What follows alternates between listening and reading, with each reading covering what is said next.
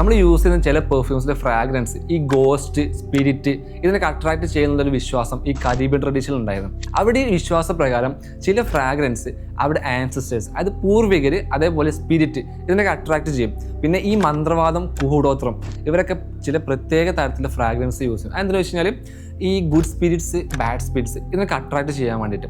നമ്മുടെ നാട്ടിൽ തന്നെ ഉണ്ട്, പണ്ട് മുതലൊരു ടോക്കാണ്, ഈ പാലമരം പൂത്ത് കഴിഞ്ഞാൽ ഒരു പ്രത്യേകത്തിൻ്റെ ഫ്രാഗ്രൻസ് വരും. അപ്പോൾ അതിന് ചുറ്റുവട്ടത്ത് യക്ഷി ഉണ്ടാവും എന്നുള്ളൊരു ടോക്ക് നമ്മളിപ്പോഴും ചെയ്യാറുണ്ട്, തമാശക്കാണെങ്കിൽ പോലും.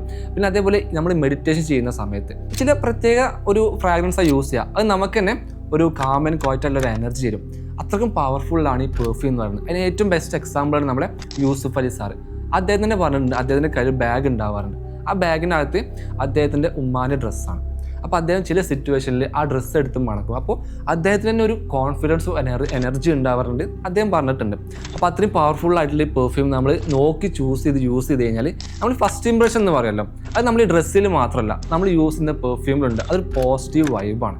അപ്പം നമ്മൾ നോക്കി യൂസ് ചെയ്ത് കഴിഞ്ഞ് കഴിഞ്ഞാൽ നമുക്ക് കിട്ടുന്ന ആ ഒരു പോസിറ്റീവ് ഫീലും എനർജി എല്ലാം നമ്മൾ ഓപ്പോസിറ്റ് നിൽക്കുന്ന ആൾക്കും ഫീൽ ആവും.